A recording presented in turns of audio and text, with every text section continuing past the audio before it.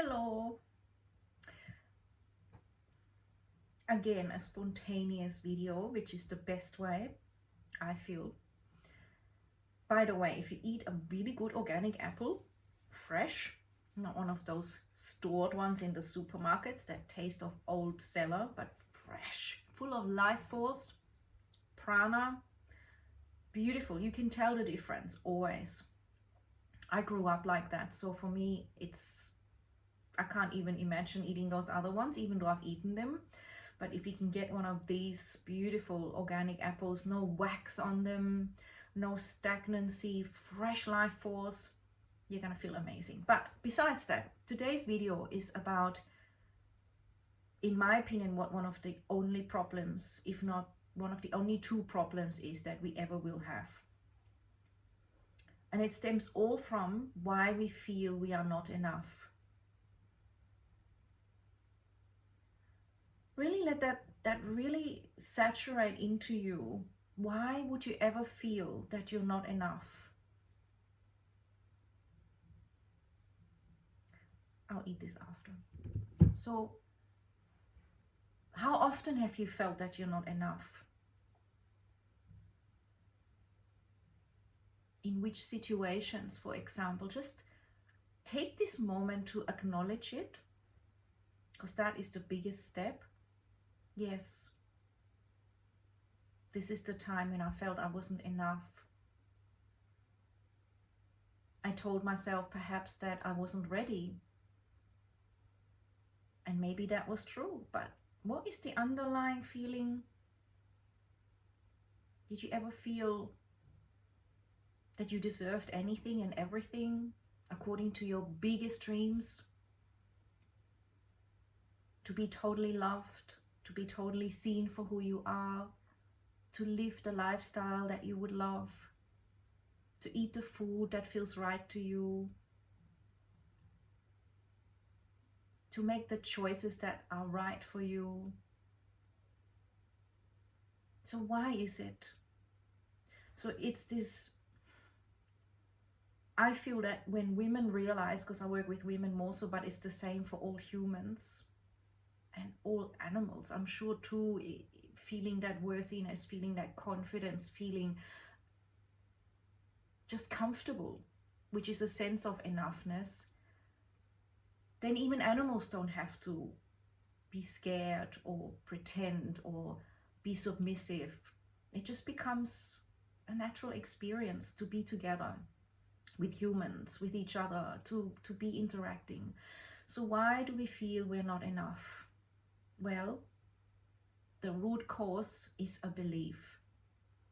Now you might say, well, thanks a lot. That's not going to help me. But yes, stay patient for a moment. You've noticed, I certainly have, that in general, when kids are raised relatively well, they're naturally confident. They naturally communicate and ask for what they want in general.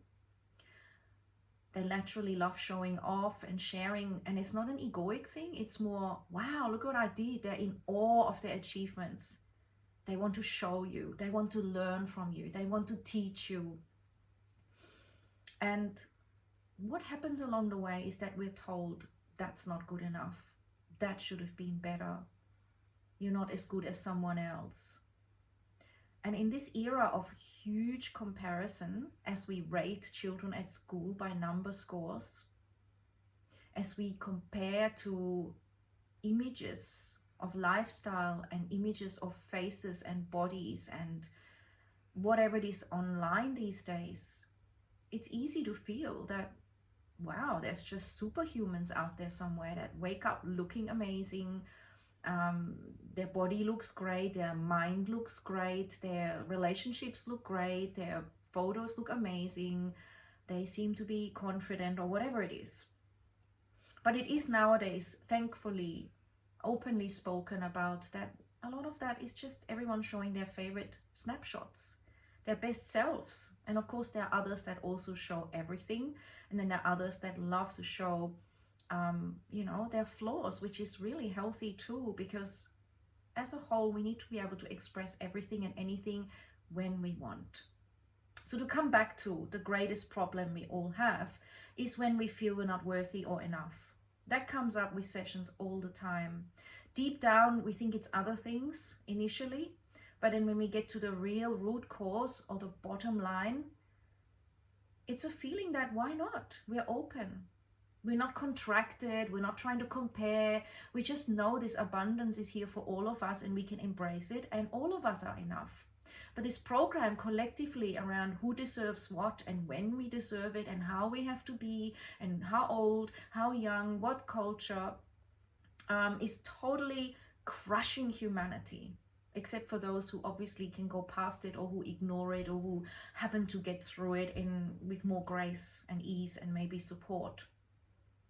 So the way to actually deal with this is to realize, okay, am I feeling like I deserve this? Do I feel like I'm enough? Can I choose to just allow that?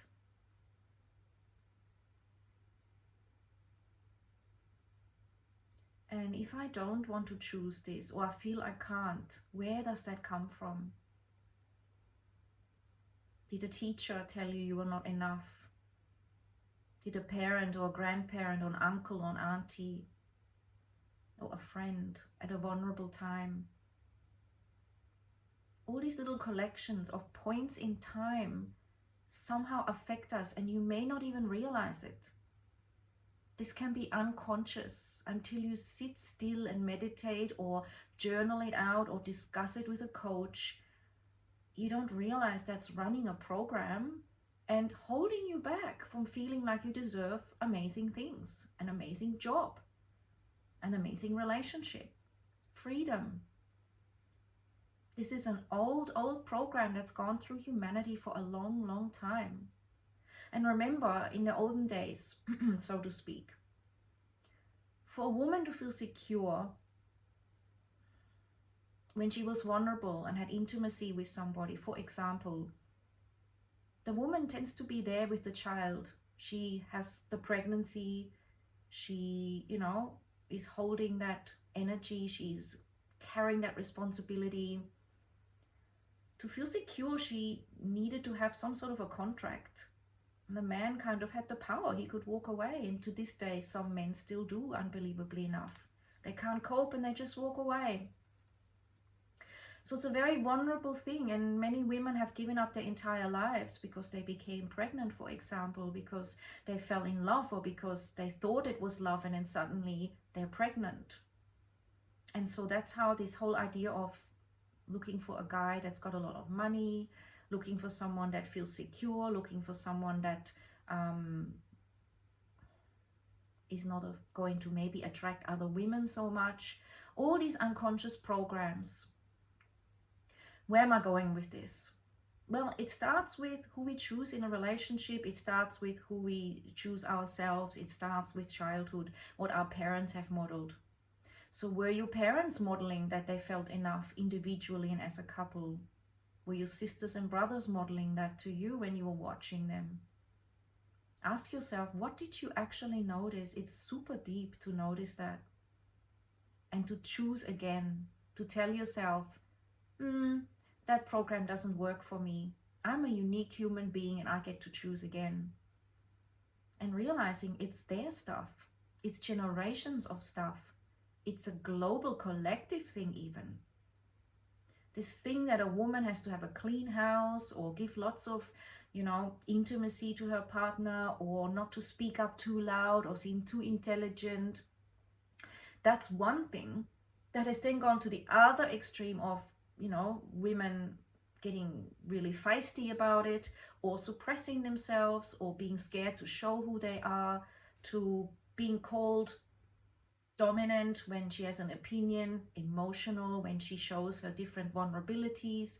It is a huge complexity, but the main root cause of your well-being will come back when you realize you are enough and everything you're feeling is valid and it's your perfect journey. And whoever's around you, if they can honor that, that will help. And if not, it's time for you to have a boundary and say, look, I really love myself and I know I'm not perfect. I'm on a journey, but to me, this is important. And I feel I deserve that. And I would like you to embrace that and not, wear it down or try to talk me out of it. Being open to conversation, yes, but then totally open to making your decision, taking risks, making your moves, making your choices. So why do you feel you're not enough? It's always a program, something someone told you in this life or previous lives, where you may have even just decided that as an interpretation. They may not have even meant it, but you have decided somehow, I'm not up for it, I'm not enough, I'm not as good as others. And that program is lodged like a computer virus, going round and round and round. All the teenagers and young women out there, remember, as you love yourself, you radiate this light. Your whole body and your cells feel that, and your health and vibrancy will be so much more than anything you can imagine. And whoever you want to be with and want them to love you, they will love you for who you are, your radiance, and your shape will be just a perfect bonus, whatever that shape is. If I know one thing, the most uncomfortable thing for men, in my opinion, from what I've collected information on from hearing, is a woman who doesn't love herself, and you have to keep reassuring her, and she's awkward around what she eats, she's awkward around having to, you know, make herself look a certain way. And the most so-called attractive or appealing thing is to just be free. And in that freedom comes the honoring of the beauty, the natural beauty. So notice what's going on out there, because I feel it's a deep program to make a woman feel as insecure as possible. And I'm not gonna blame anyone, but we need to see that and really realize this. The modeling out there is, women are often very tortured and starving and not happy. Some women die doing modeling because they overdo it. Some people are exploited doing it. Some people have so much makeup on you wouldn't recognize them in real life, plus the lighting, plus the photography, plus the editing. Some people have an identity around what they present to the outside world, and we all know that, and deep down they're very lonely. And actually that authenticity that you can hold between each other for yourself and others will make everyone thrive again. The best thing we can do is honor ourselves with healthy food and loving ourselves, because everyone is beautiful. And actually, I've noticed when women don't believe in themselves and they put on a lot of makeup, like at yoga or whatever, long ago, I've seen this for many years, so it's not anyone specific. The more they do the yoga and get to know themselves, the more the makeup comes off and that shine comes. And I just find such admiration, because their real beauty comes through, not something they felt they needed to sculpt over it with the eyebrows or the eyelashes or the foundation or the lipstick or the whatever it is, the perfection. So let yourself shine and realize it is a program to make you trapped into the beauty industry, to keep spending money on potions and chemicals and contorting yourselves and question yourself and spending so much energy on that. And that creates a downward spiral of, I'm not good enough. You're not good enough with your current eyelashes. You're not good enough with your current eyebrows. You're not good enough with your current this. This creates a pattern that then links neurologically to other patterns and unconsciously inhibits you. Throw that stuff out. Start a rebellion. Enjoy the weight that you are. It's actually amazing. The happier you are, the more you lose weight, because stress creates a buildup that helps you to really hold on to the weight artificially. So do the potions that we put on our face and body that the skin drinks in and can't detox, so it has to lay it down as fat instead. I have nothing wrong with fat. I'm just saying, if you are like many people wondering why you can't lose weight, it's often linked to that, releasing the endorphins instead through meditation, clearing your whole skin with healthy products and the internals, and then laughing and being radically wild, being yourself, knowing you're always enough, choosing that you're always enough, remembering originally you knew you were always enough. That's it for now. More later. Ciao for now. Let me know what you think.